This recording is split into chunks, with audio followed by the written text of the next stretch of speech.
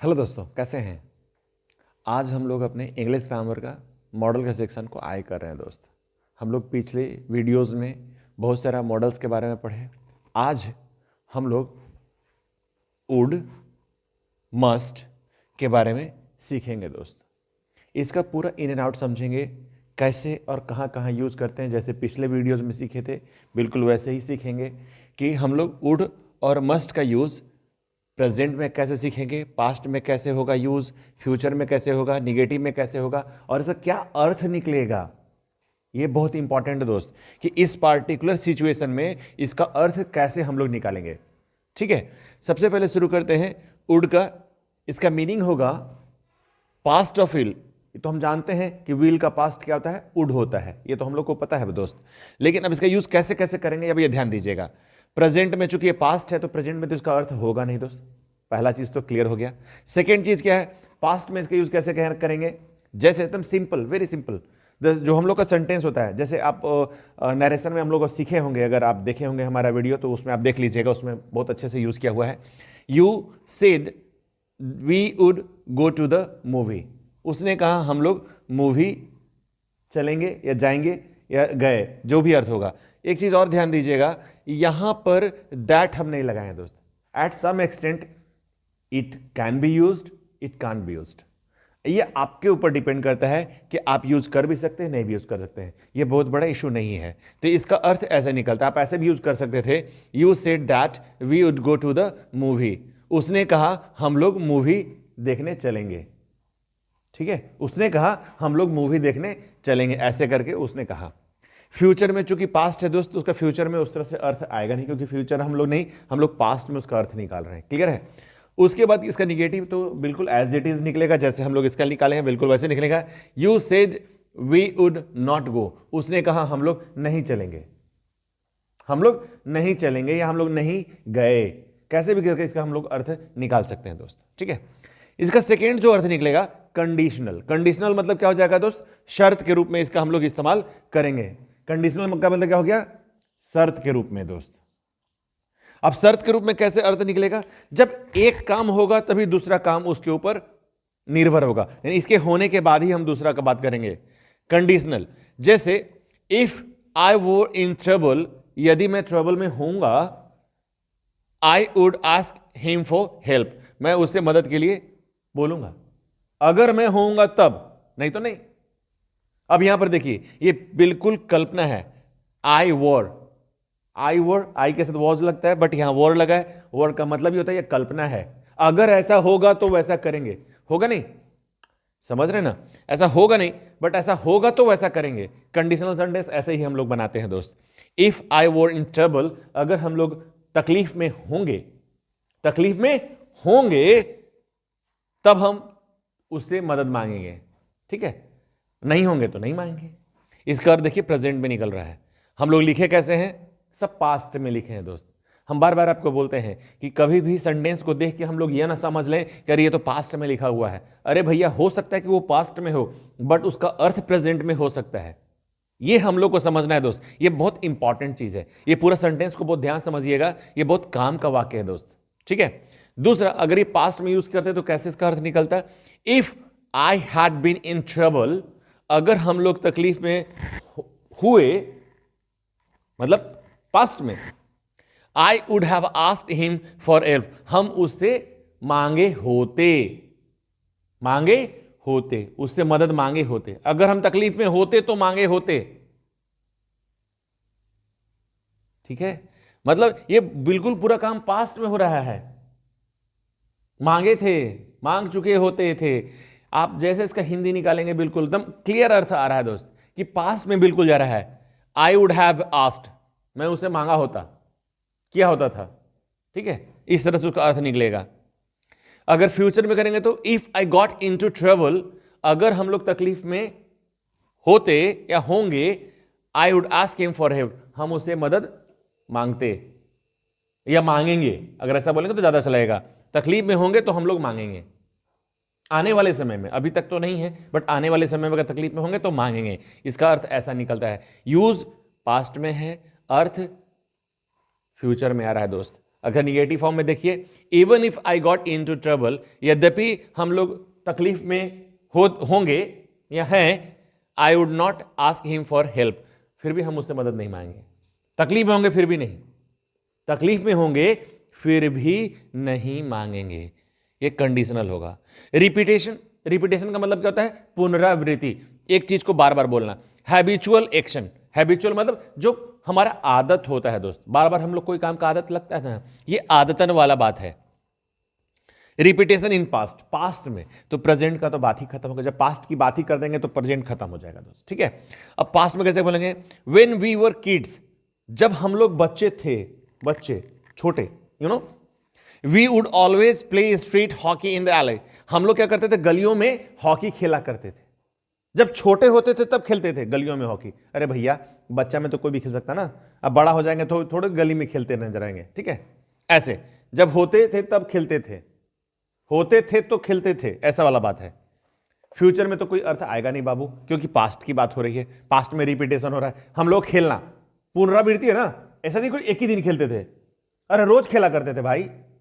जैसे आप ही देखिए, अभी आप मान लेते हैं क्लास कोई भी पढ़ रहे हो, क्लास 10 में हो, 12 में हो, कंपटीशन की तैयारी कर रहे हो, कोई भी आप क्लास में हो, तो आप बचपन का जीवन याद कीजिए, अब उस समय भी ऐसे ही काम करते थे, बिल्कुल वैसे ही। अब निगेटिव में देख लीजिए, व्हेन वी वर किड्स, जब हम लोग बच्चे होते थे, we would not play street hockey in the alley, हम लोग गलियों में हॉकी नहीं खेला करते थे या नहीं खेलते थे, ऐसा करके कुछ अर्थ आएगा इसका दोस्त, ठीक है। निगेटिव बिल्कुल पास्ट, उसका निगेटिव। अब दोस्त मस्ट का देखते हैं। मस्ट का मतलब क्या होता है? अवश्य चाहिए। किसी चीज को हम लोग जब इंफेसाइज करके बात करते हैं, तुमको ये काम अवश्य करना चाहिए, यू मस्ट डू इट, तुमको जरूर से जरूर कर लेना चाहिए। मस्ट का मतलब अवश्य लगाइए, जरूर से जरूर लगाइए, या किसी काम को आप इंफेसाइज करके बोलिए, जोर देकर बोलिए, इंफैटिक बना के बोलिए, तो हम लोग वहां पर मस्ट का तरह यूज करते हैं दोस्त, मस्ट का यूज कर लेते हैं। अब यहां पर कुछ स्पेशल उसका मीनिंग के साथ हम लोग समझेंगे, ठीक है। सबसे पहले सर्टेनिटी, सर्टेनिटी मतलब किसी काम की निश्चितता, यानी काम होगा ही होगा दोस्त, निश्चित है, एकदम कंफर्म है। हम लोग वहां पर कैसे यूज करेंगे? प्रेजेंट में इसका अर्थ देखिए, she must be the best athlete in our school's history, in the history of our school, ऐसे भी हम लोग बोल सकते हैं। यहां पर स्कूल्स हिस्ट्री लिखा हुआ है दोस्त, आप हिस्ट्री ऑफ आवर स्कूल भी आप बोल सकते हैं, दोनों तरीके से आप यूज कर सकते हैं, ठीक है। She must be the best athlete, उसको हमारे स्कूल के इतिहास में सबसे बेहतरीन एथलीट होना चाहिए। हम जोर देकर बोल रहे हैं, होना चाहिए आपको। हम क्या बोलेंगे? आपको इतना अच्छा पढ़ना चाहिए कि आपको आपका जो नेक्स्ट एग्जाम हो रहा है उसमें आपको अव्वल आना चाहिए, आपको उसमें सिलेक्शन होना चाहिए, आपको सबसे अच्छा होना चाहिए। तो हम आपको क्या बोल रहे हैं? जोर देकर बोलना चाहते हैं, ताकि आपको होना ही चाहिए। तो इस तरह से हम लोग यहां पर यूज कर रहे हैं दोस्त, ठीक है। इसका अगर पास करेंगे तो she must have been the best athlete in our school's history, तो इसको कैसे आप इसको ऐसे भी आप बोल सकते हैं, she must have been the best athlete in the history of our school, मतलब उसको हमारे स्कूल का सबसे बेहतरीन एथलीट होना चाहिए था, ऐसा करके हम लोग इसका यूज कर सकते हैं दोस्त। चूंकि अब इसका फ्यूचर में तो हम लोग बोल नहीं पाएंगे, क्योंकि अवश्य होना चाहिए होगा ऐसे थोड़ी होता है, कोई भी चीज के लिए जरूरी से होना चाहिए होगा ऐसे थोड़ी बोल सकते हैं। तो यहां पर इसका इसमें थोड़ा सा ध्यान दीजिएगा।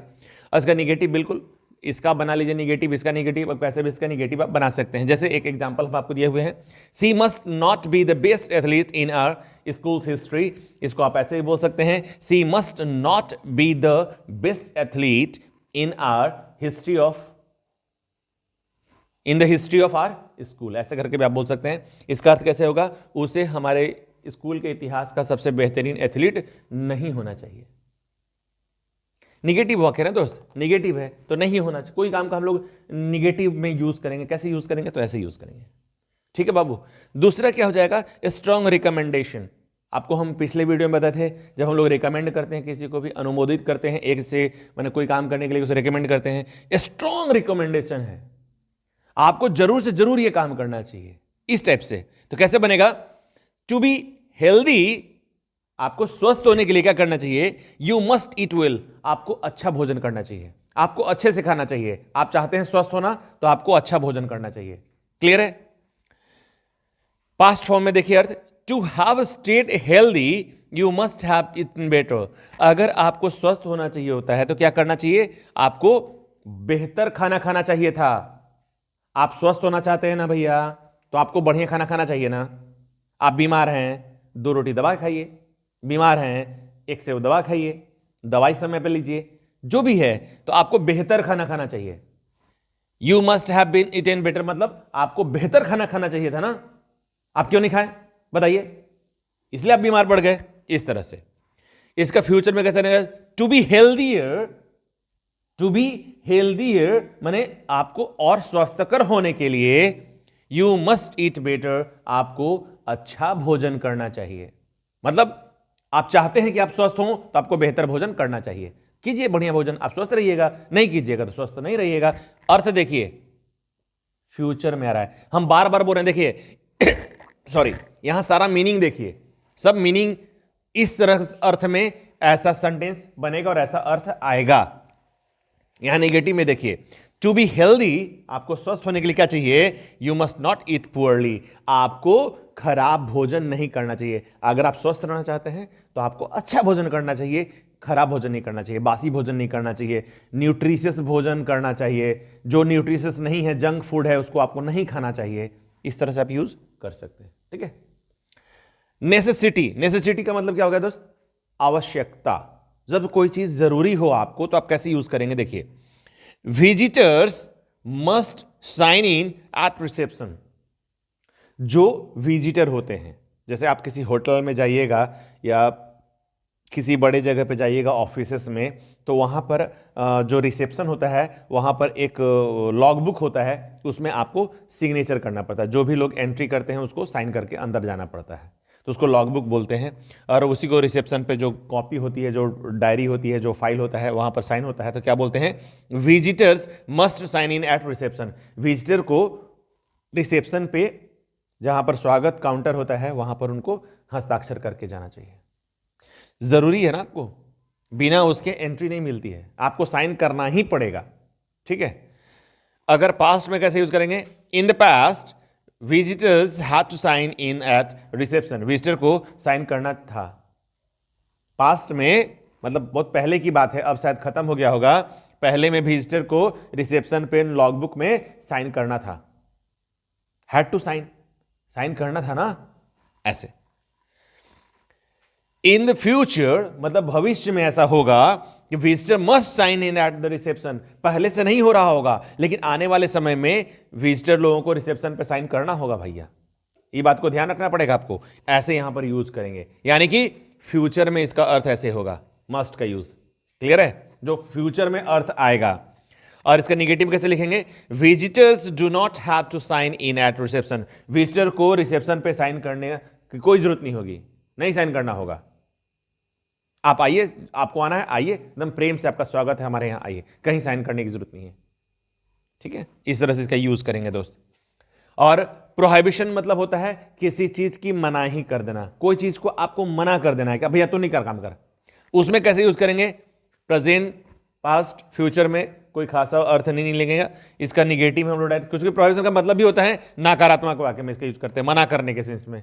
मना तो आप हर जगह कर सकते हैं ना भैया, कोई भी तरह का वाक्य होगा आप मना कर दीजिएगा फिलहाल।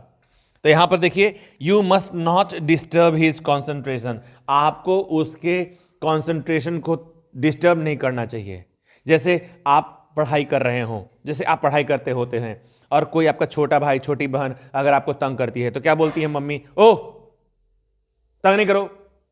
अब अगर बच्चा आपके घर में कोई बर्तन गिरा देता है, क्या बोलते हैं? ओह, गिलास मत गिराओ, बर्तन मत छुओ, मेरा कॉपी मत छुओ। ऐसा हम लोग बोलते थे। तो इसका मतलब यह निकलता है बाबू कि आपको वहां पर मनाही की जा रही है। You must not disturb his concentration. आपको उसके कॉन्सेंट्रेशन को डिस्टर्ब नहीं करना चाहिए, मतलब आपको तंग नहीं करना चाहिए। बेटर टू से। इस तरह से बाबू हम लोग यहां पर वुड और मस्ट आज सीखे हैं। अगले वीडियो में हम लोग फ्रेजल टाइप का, जो मोर देन वन वर्ड का यूज किया गया मॉडल्स जो होता है, उसके बारे में सीखेंगे। और बहुत ही इंपॉर्टेंट है दोस्त, इसका हम लोग अपने डेली लाइफ में बहुत भयंकर यूज करते हैं, बहुत मस्त यूज करते हैं और वाक्य बहुत सुंदर बनता है दोस्त। मिलते हैं अगले वीडियो में फ्रेजल मॉडल के साथ।